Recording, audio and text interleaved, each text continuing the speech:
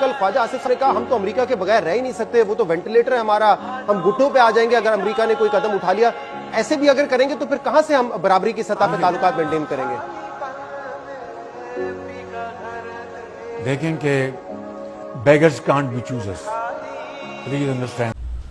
चंद माह पहले ये इंटरव्यू वायरल हुआ और अवाम की तरफ से एक शदीद रद्द-ए-अमल आया, स्पेशली पीटीआई सपोर्टर्स और वोटर्स की तरफ से तो बहुत शदीद रद्द-ए-अमल आया। इवन पीटीआई सपोर्टर्स ने तो अपनी गाड़ियों के पीछे भी लिखवा लिया कि वी आर नॉट बेगर्स। तो मेरा सवाल ये है कि उस टाइम भी किसी ने इस पे बात नहीं की कि इसमें झूठ कहाँ है। इस इंटरव्यू का और इस सारी बात का बैकग्राउंड ये था कि हम इंडिपेंडेंट फॉरेन पॉलिसी की तरफ जा रहे थे। खान साहब का जो बयानिया था कि हम इंडिपेंडेंट फॉरेन पॉलिसी की तरफ जा रहे थे और एंकर ने सवाल इसी बारे में किया था, फॉरेन पॉलिसी के बारे में, जिसके जवाब में बेगर्स आर नॉट चूजर्स वाली बात की गई। तो मेरा सवाल ये है कि इसमें झूठ किधर है?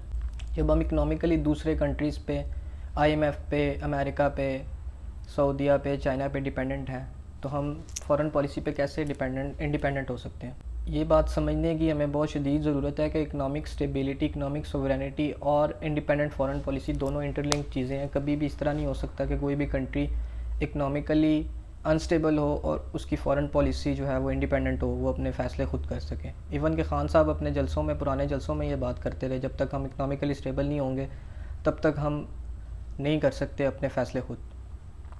तो बात यह है कि बेगर्स वाली बात पे हमें और आवाम को बड़ा गुस्सा आ गया, स्पेशली पीटीआई की मेन लीडरशिप, सेंट्रल लीडरशिप, सब ने इस बात को बड़ा उछाला और इस इंटरव्यू का बड़ा मजाक बना। तो है तो रियलिटी, मसला ये है कि हमें ट्रूथ पे, सच पे हमें गुस्सा आ जाता है और हमारे साथ मसला ये है कि जो हमें रियलिटी या ट्रूथ की बात, सच्चाई की बात करता है उस पर हमें गुस्सा आ जाता है। जो हमें सुहाने ख्वाब या मेटाफॉर्स में लेके जाता है हम उसकी बात बड़ी अच्छी फॉलो करते हैं और कल्ट वर्शिप शुरू कर देते हैं हम उसकी।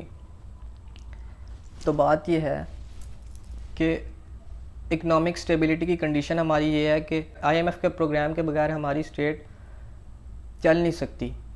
बैंकरप्सी की तरफ हम चले गए, आईएमएफ ने अपना प्रोग्राम देने से इनकार कर दिया। और मैं जिस आईएमएफ के प्रोग्राम की बात कर रहा हूँ ये भी खान साहब ने ही शुरू किया था। ये $6 बिलियन वाला जो प्रोग्राम था आईएमएफ के साथ, ये खान साहब की गवर्नमेंट में ही हुआ था। तो हम इकनॉमिकली स्टेबल, हमारी इकनॉमिकली कंडीशन ये है और हम बात करते हैं हमने इंडिपेंडेंट फॉरेन पॉलिसी की तरफ जाना है। खान साहब और पीटीआई की गवर्नमेंट ने बहुत ज़्यादा इस बात को कहा कि हम जी इंडिपेंडेंट फॉरेन पॉलिसी की तरफ जा रहे थे और पीटीआई के सपोर्टर्स और वोटर्स ने भी ये बड़ी बात जो है वो उछाली। तो उनसे मेरा ये सवाल है कि आपकी इंडिपेंडेंट फॉरेन पॉलिसी क्या थी? आपकी इंडिपेंडेंट फॉरेन पॉलिसी ये थी कि आपने स्टेट बैंक को, एक स्टेट का सेंट्रल बैंक जो होता है उसके गवर्नर को आपने आइन से मुबर्रा कर दिया आईएमएफ के कहने पे। ये आपकी इंडिपेंडेंट फॉरेन पॉलिसी है? इंडिपेंडेंट फॉरेन पॉलिसी आपका ये आलम है कि आपने, खान साहब ने मलेशिया का विज़िट नहीं किया, दौरा नहीं किया फ़ॉरेन प्रेशर की वजह से, ये इंडिपेंडेंट फॉरेन पॉलिसी है आपकी? सऊदीया ने 72 घंटे के उस पर टाइम पीरियड पे आपको कर्ज़ा दिया, ये आपकी फ़ॉरेन पॉलिसी है? तो बात ये है कि फॉर एग्ज़ाम्पल मैं अगर अपने हमसाये से लेके कर्ज़ा लेके अपना घर चला रहा हूँ तो ऐसा हो ही नहीं सकता कि उसकी मुदाखलत ना हो मेरे घर के अंदरूनी मामलात में, मैं उससे ले कर खा रहा हूँ जब तक। तो बात यह है कि हमें, हमारी प्रायोरिटीज़, हमने स्टेट से हमेशा अपना सोशल कॉन्ट्रैक्ट ही गलत किया, इमरानी मुआहदा हमेशा हमने स्टेट से गलत किया। हमने कभी इकनॉमिक स्टेबिलिटी, इकनॉमिक रिफॉर्म्स, कभी इस तरह की डिमांड्स की ही नहीं है स्टेट से, किसी भी पॉलिटिकल पार्टी से। हमने पॉलिटिकल पार्टी से, पॉलिटिकल लीडर से हमेशा यही कहा है कि हमें किसी न किसी मेटाफॉर में लगाई रखें और हम उस चूरन के पीछे चलते रहते हैं। इकनॉमिकल कंडीशन हमारे कंट्री की, और ये जो बार बार कहते हैं कि हमने ग़ुलामी नहीं करनी, हम आज़ाद हैं, हकीकी आज़ादी की तरफ जाएंगे। हकीकी आज़ादी की तरफ आप लोग कैसे जाएंगे जब आप इकनॉमिकली दूसरों पे डिपेंडेंट हैं? अवाम की इकनॉमिकल कंडीशन का ये आलम है कि अमेरिका, यूरोप और इस तरह के बहुत सारे कंट्रीज़ हैं, वो अपने यूज़ चीज़ें, कपड़े स्पेशली, मोस्टली कपड़े, वो चैरिटी कर देते हैं और वो कपड़े, वो चीज़ें पाकिस्तान आती हैं और पाकिस्तान में सस्ते दामों पे वो स्पेशली कपड़े जो हैं वो बिकते हैं, लंडा बाज़ार जिसे हम कहते हैं। आप कभी भी लंडा बाज़ार विज़िट कर लें,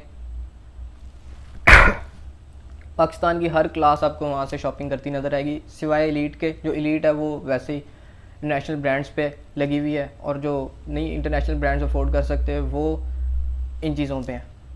इकनॉमिक कंडीशन हमारी ये है। मैं ये नहीं कह रहा कि लंडा बाज़ार जाना गलत बात है या बुरी बात है, बात यह है कि जो हकीकत है, हम इकनॉमिकली हमारी कंडीशन ये है, दामों में वो चीज़ें ख़रीद रहे होते हैं बाहर से यूज़ हुई हुई आके, जो हम खुद प्रोड्यूस कर रहे हैं।